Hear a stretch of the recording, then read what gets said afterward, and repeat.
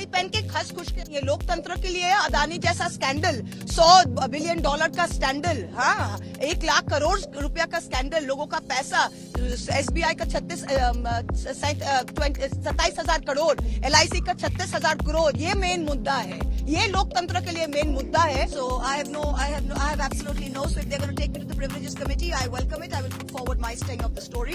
Everyone is asking who is behind Mahua. Every day the fake news brigade, the Chatti brigade floats new theories. Is it an American investment bank? Is it Ambani? Is it China? Nobody is behind Mahua. Mahua is behind the truth. हम तो देश के खातिर ऐसे लगे ही रहेंगे. जय हिंद. नमस्कार, मैं हूं रंजीत झा. टीएमसी सांसद महुआ मोइत्रा अब खुलकर सामने आ गई हैं. उन्होंने कहा है कि हाँ, मैंने गौतम अडानी को बेनकाब किया, सच के साथ खड़ी हूं, सच की तलाश कर रही हूं और मैं ऐसा करती रहूंगी. पार्लियामेंट में महुआ मोइत्रा जब बोलना चाह रही थी तो उन्हें भाजपाई रोकना चाह रहे थे, बोलने नहीं दे रहे थे. फिर जो उन्होंने भाजपाइयों की क्लास लगाई उसका वीडियो भी तेजी से वायरल हुआ. लेकिन इस दौरान उन्होंने जो कबूला कि लोग मुझे कहते हैं कि मेरे पीछे अंबानी है, चाइनीज है, मेरे पीछे जो है रिसर्च एजेंसियां लगी हुई हैं, और तब मैंने गौतम अडानी पर रिपोर्ट की है. नहीं, मेरे पीछे कोई नहीं है, मेरे पीछे सिर्फ सच है और सच के साथ महुआ खड़ी है. उन्होंने जो बातें कही हैं वो जरा आप सुनिए पहले. I would like to finish, sir. Sir, in conclusion, everyone is asking who is behind Mahua. Every day the fake news brigade floats new theories. Is it the Chinese? You are repeating. Is it Ambani? Is it JP Morgan? You are repeating. No, yes, I need to repeat it, sir, because they are doing this purposely to heckle me and to ruin the flow of the speech. So I need to repeat it because they need to hear it. I have to call the next. Sir, name. nobody is behind Mahua. Mahua is behind the truth. Sir, let me finish. दोपहर तक बिक गया बाजार का हर एक झूठ और मैं एक सच को लेकर शाम तक बैठी रही. हम तो देश के खातिर ऐसे लगे ही रहेंगे. जय हिंद. Thank you. तो सुना आपने, गौतम अडानी के ऊपर जितने भी चिट्ठे खुले उसके लिए महुआ मोइत्रा सालों से मेहनत कर रही थी. लगातार एक के बाद एक रिसर्च वो सामने रख रही थी कि कहां कहां गौतम अडानी के अडानी इंटरप्राइजेज में गड़बड़ियां हैं, कौन से इन्वेस्टर हैं जो मॉरिशस से आकर पैसा लगा देते हैं और कौन से ऐसे विदेशी इन्वेस्टर हैं जिसकी जानकारी सेबी के पास नहीं है.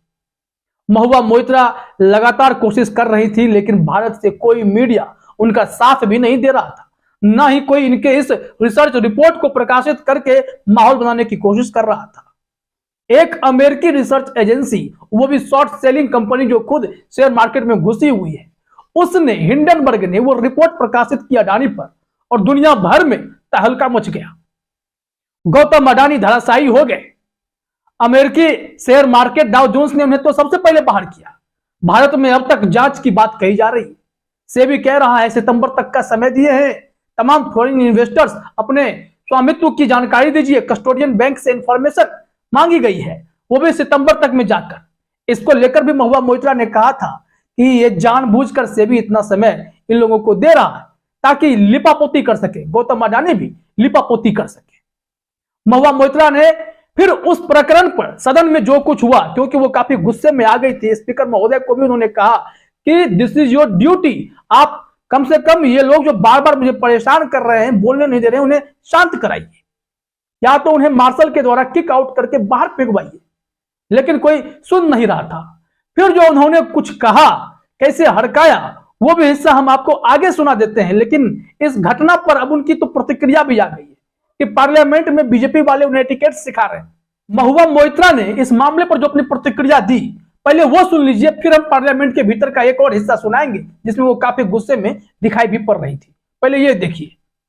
Excuse me, sir. I don't know what kind of language I'm supposed to use, and I'm quite surprised that the BJP party is today teaching us parliamentary etiquette. लोकतंत्र के लिए ये शब्द की बहुत बड़ी बात नहीं है. लोकतंत्र के लिए अदानी जैसा स्कैंडल, $100 बिलियन का स्कैंडल, हाँ 1 लाख करोड़ रुपया का स्कैंडल, लोगों का पैसा, SBI का 27,000 करोड़, LIC का 36,000 करोड़, ये मेन मुद्दा है. ये लोकतंत्र के लिए मेन मुद्दा है. कौन एप्पल को एप्पल बोला वो बड़ी मुद्दा नहीं है. Thank you. आपको क्या देख के लगता है मुझे दुख है? मैं येलो साड़ी पहन के खस खुश के So I have absolutely no. So if they're going to take me to the privileges committee, I welcome it. I will put forward my sting of the story. The main story of yesterday. तो देखा आपने, उन्होंने कहा कि BJP से हमें कुछ सीखने की जरूरत नहीं है। मेन स्टोरी यही है कि ये लोग तो हमें बोलने नहीं दे रहे हैं, ये लोग कोई पार्लियामेंट्री कमेटी बना नहीं रहे हैं, तो फिर मैं अपनी रिसर्च स्टोरी पे बनी रहूंगी। मैं और तलाश करूंगी, गौतम अडानी का पूरा चिट्ठा खोलूंगी। महुआ मोइत्रा के इस तेवर को देखकर पूरी दुनिया उन्हें सलाम कर रही है कि भारत की अर्थव्यवस्था डूबने से बचाने में अगर किसी ने सबसे ज्यादा मेहनत की है तो वो महुआ मोइत्रा ने की है। महुआ मोइत्रा के इस अंदाज को लेकर बाहर लोग कुछ आलोचना कर रहे हैं, कुछ लोग तारीफ कर रहे हैं, लेकिन महुआ मोइत्रा ने दरअसल स्पीकर से क्या कहा था, बीजेपी वालों पर क्या कुछ बोला था, इसके लिए जरा आप इस हिस्से को सुन लीजिए। Immediately order full, complete and thorough investigation into all matters. Our country's reputation and the systemic stability of our markets are at risk. Don't worry about infrastructure assets. We have world-class Indian companies who can easily take over these businesses and be kept in check by our regulators. And in conclusion, sir, are you going to shut him up, sir? Sir, are you going to shut him up, sir? I appeal to you. Are you going to shut him up, sir? You please address to the chair. I am addressing you, sir. Are you going to shut him up or not? Because in conclusion, sir, I have a right to speak without being heckled, sir. It is your duty as the chair to ensure that for me. तो सुना आपने, यहां पर BJP वाले उन्हें बार बार टोका टोकी कर रहे थे, जिसको लेकर उन्होंने जो भी कहा वो सब कुछ सामने है। इन्होंने तो वो हिस्सा अपने ट्विटर पर भी शेयर कर लिया। महुआ मोइत्रा दरअसल लगातार लगी हुई है कि गौतम अडानी का पूरा चिट्ठा सामने आए, जो भी इसे बचाने की कोशिश करे वो भी बेनकाब हो।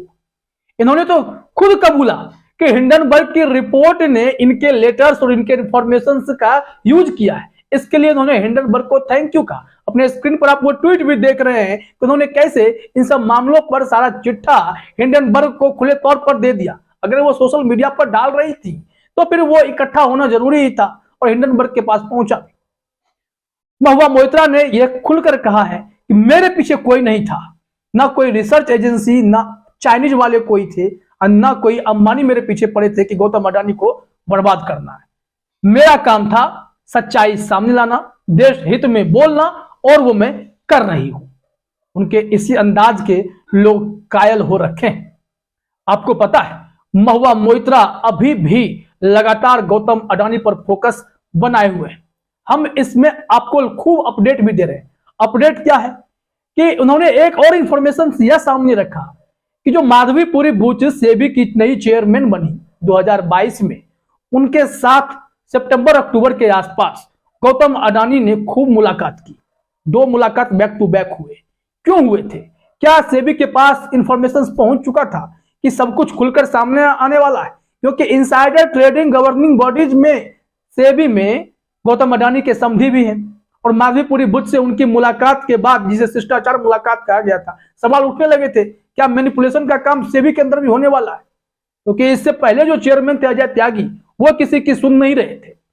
और फिर एक इंफॉर्मेशन जब यह आया कि फॉरेन इन्वेस्टर्स का जो इंफॉर्मेशन सेबी के द्वारा मांगा गया उसमें लंबा समय दिया गया है, ये बातों का भी आरोप महुआ मोइत्रा ने ही लगाया कि गौतम अडानी को बचाने की भी एक साजिश है। ऑपरेशन कवर अप, उन्होंने कहा कि ऑपरेशन कवर अप है, जिसके जरिए इतना लंबे समय अगर दिया जाएगा किसी को इंफॉर्मेशन मंगाने के लिए, तब तक तो वो केस में तो लिपापोती कर देंगे। और महुआ मोइत्रा के एक एक कदम को लेकर दुनिया भर में लोग कह रहे हैं कि हाँ, इन्होंने जो फैसले लिए, जो इन्होंने रिसर्च की है, वो काबिल तारीफ है। क्योंकि गौतम अडानी को लेकर यह चर्चा दुनिया भर में है कि मोदी सरकार और जुडिशरी ये सब गौतम अडानी के बचाव में उनकी सीढ़ी बनकर आगे बढ़ाने में मदद करते रहे। सत्ता उनके साथ हमेशा खड़ी रही। तभी तो राहुल गांधी ने भी कहा कि जिस बिजनेस में ये घुसते चले गए वो बिजनेस में सफल हो गए, कहीं फ्लॉप ही नहीं हुए। ऐसा कैसे हो सकता है कि एक व्यक्ति जिस क्षेत्र में घुस रहा है, जो 8-10 बड़े बड़े जो हमारे क्षेत्र हैं बिजनेस के, उस सब में जाकर और हर जगह सक्सेस, भाई किसका हाथ था, कौन सी शक्ति थी? तो एक रिपोर्ट सामने आई है। उस रिपोर्ट में हैरान करने वाली बात तो यह है कि सुप्रीम कोर्ट के पूर्व जस्टिस जो अभी रिटायर हो गए हैं, अरुण मिश्रा के पास अडानी विवाद के 7 केस थे और उनकी बेंच ने सातों केस में अडानी को ही फेवर में फैसला दिया और अडानी फलते फूलते गए। विवाद आता रहा, चाहे ट्रांसमिशन से जुड़ा हो, पावर से जुड़ा हो, राजस्थान का मामला हो। खबर तो यह भी आई कि जस्टिस अरुण मिश्रा ने उन्हें 8,000 करोड़ का गिफ्ट एक तरीके से दे दिया। वो पैसा जो है 5,000 करोड़ प्लस 3,000 करोड़, 3,000 करोड़ पेनाल्टी के तौर पर जनता से वसूला गया। न्यूज क्लिक ने इस मामले में खबर प्रकाशित की थी। प्रशांत भूषण ने इस ट्वीट को शेयर किया था। ये सारे इंफॉर्मेशन सब पब्लिक डोमेन में आ रहे हैं कि एक जज उनके लिए सपोर्ट में खड़ा हो गया था। तो धीरे धीरे कलई तो खुल ही रही है कि गौतम अडानी को बचाने वालों में क्या नतमस्तक होने वालों की लिस्ट अगर निकालेंगे तो सत्ता के साथ जुडिशरी भी थी। वही अरुण मिश्रा जो रिटायर हुए तो बाद में एनएचआरसी के चेयरमैन बनाए गए, उन्हें क्या मिलॉर्ड योजना का गिफ्ट मिला, ऐसे तंज भी कसे गए। तो तमाम तरीके की बातें हैं। महुआ मोइत्रा अभी खुलकर सामने आ रही है और बोल रही है कि हाँ, मैं कबूल करती हूं कि मैंने अडानी के खिलाफ रिपोर्टें बनाई, मैंने रिसर्च किया, लेकिन मेरे पीछे कोई था, ऐसी कोई बात नहीं है, ये मैंने अपने दम पर किया। अब इनके इंफॉर्मेशन को अगर हिंडनबर्ग ने यूज किया तो वो अलग बात है। नहीं तो भारत में तो तमाम वामपंथी पत्रकारों पर इस तरीके के आरोप लग रहे हैं कि इन्हीं सब लोगों ने मिलकर गौतम अडानी के खिलाफ नेगेटिव स्टोरी बनाई, जिससे गौतम अडानी धराशायी हो रहे थे। नहीं, महुआ मोइत्रा ने मेहनत किया है तो फुल क्रेडिट उनको मिलना चाहिए, क्योंकि उन्होंने जो भी बातें कही हैं वो डॉक्यूमेंटेड कही हैं, प्रूफ के साथ कही हैं, और जो भी वो आरोप लगा रही है उसमें दम है। सरकार को जवाब देना चाहिए, आखिर सच्चाई क्या है। दूध का दूध और पानी का पानी होना चाहिए। जेपीसी बन जाए तो और भी सब कुछ क्लियर हो जाएगा, क्योंकि इसमें विपक्ष भी शामिल होगा। लेकिन मोदी सरकार ऐसा कतई नहीं करना चाहती है। आखिर अडानी को बचाने का मतलब क्या है? 2024 का इलेक्शन है और फिर यह भी पता है अडानी फंसे तो सत्ता में बैठे कितने सत्ताधीश कुर्सी नीचे से खिसक जाएगी, तो उसकी कोई गारंटी नहीं है। फिलहाल इस वीडियो में इतना ही। आप सभी का हमसे जुड़ने के लिए बहुत बहुत धन्यवाद।